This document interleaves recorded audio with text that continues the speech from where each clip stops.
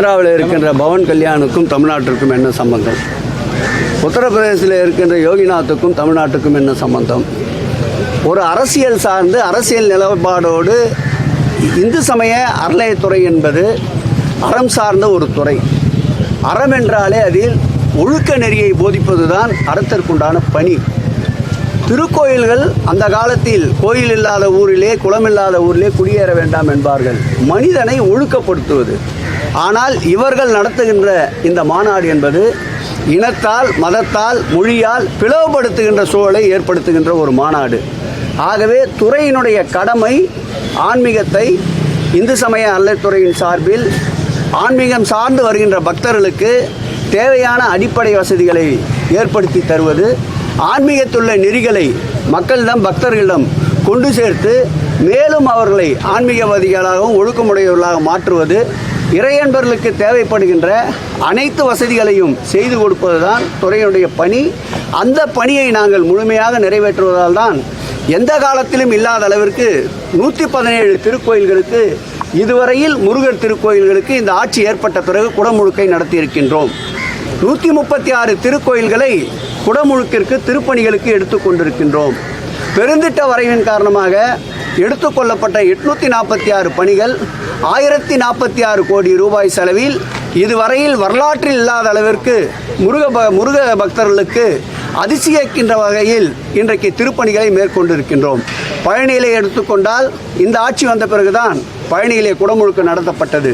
பழனியிலே பெருந்திட்ட வரைவின் மூலமாக 98 கோடி ரூபாய் செலவில் பணிகள் மேற்கொள்ளப்பட்டு வருகின்றன. பழனியை சென்று பாருங்கள், என்ன ரம்மியமான ஒரு சூழ்நிலை நிலவி கொண்டிருக்கின்றது என்று. திருச்செந்தூரிலே 400 கோடி ரூபாய் அளவிற்கு இன்றைக்கு குடமுழுக்கு உண்டான திருப்பணிகள் நடந்து கொண்டிருக்கின்றன. அதேபோல் முருகனுடைய முதல் படை வீடான திருப்பரங்குன்றத்திலே அடுத்த மாதம் 14/7 அன்று குடமுழுக்கு நடைபெறுகின்றது. ஆகவே தமிழ்க்கடவுள் முருகனுக்கு சிறப்புக்கு சிறப்பு சேர்க்கின்ற ஒரு ஆட்சியாக இந்த ஆட்சி திகழ்ந்து கொண்டிருக்கின்றது. ஆகவே இது போன்ற மக்களை பிளவுபடுத்துகின்ற, இது போன்ற ஒரு சாரலை வைத்து நடத்துகின்ற இது போன்ற மாநாடுகள் தேவையற்றது என்பது எங்களுடைய கருத்து. அது அவருடைய விருப்பம், அவர்கள் செயல்படுத்திக் கொள்ள. இப்போதான் முருகரை கையில் எடுத்திருக்கோம். 2026 நாங்கள் தமிழ்நாட்டை கையில் எடுப்போம்னு நயினார் சொல்லியிருக்காரு. தெளிவான ஒரு பத்திரிகை நிருபர் இப்படி கேட்குறீங்க. ஏற்கனவே அவங்க வேலை எடுத்துக்கின்னு முருகரை கையில் சுற்றி சுற்றி பார்த்தாங்க. அதன் பிறகு கிடைத்த விடை என்னவென்றால் பூஜ்ஜியம்தான். இந்த ராஜ்யத்தை ஆளக்கூடிய சக்தி படைத்தவர் எங்கள் உயிரினும் மேலான மாண்புமிகு முதல்வர்கள் தான். அவர் பக்கத்தில் தான் தமிழ் கடவுள் முருகன் நின்று கொண்டிருக்கின்றார். எங்க கொடுத்தாங்க?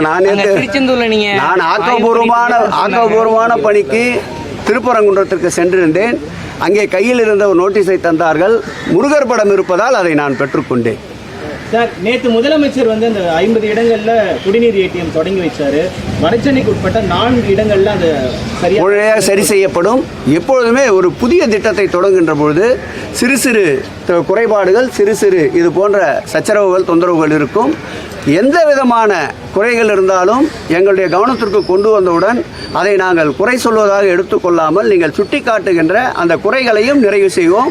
இப்போது சென்று பாருங்கள், அந்த 4 ஏடிஎம்களும் செயல்பாட்டில் இருக்கின்றன. காலையிலே எங்கள் கவனத்திற்கு வந்தது.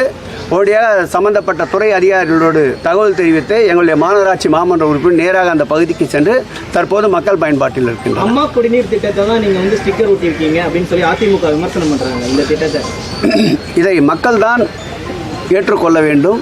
இது மக்களுடைய தீர்ப்புக்கே விட்டு விடுகிறோம். எங்கு இதற்கு முன்பு அம்மா குடிநீர் திட்டத்தை இது போன்று அவர்கள் உருவாக்கினார்கள், அதை நாங்கள் வேண்டாம் என்று எடுத்துவிட்டோம் என்று அவர்கள் சுட்டிக்காட்டினால் அதற்கு தகுந்த விடையை அளிப்போம். இது ஒரு நல்ல திட்டம், முன்மாதிரியான திட்டம். 50 இடங்களிலே இது வந்ததால் மக்களுடைய வரவேற்பை பெற்றிருக்கின்றது. மேலும் கூடுதலாக்க முதலமைச்சர் உத்தரவிட்டிருக்கின்றார். ஆகவே இது சிறப்பான திட்டம். ஏற்கனவே அவர்கள் இது போன்ற திட்டத்தை செயல்படுத்தியிருந்தால் வாழ்த்துகிறோம், வரவேற்கிறோம். திமுக கூட்டணியில் ஓட்டை விலை ஒரே அளவில் நான் நேற்றே சொல்லிட்டேனே, இது மிகவும் உறுதிமிக்க ஒரு கப்பல்.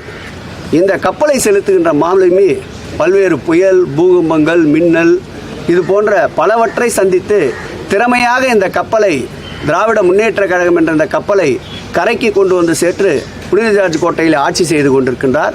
இந்த ஆட்சி நீட்சி தொடரும்.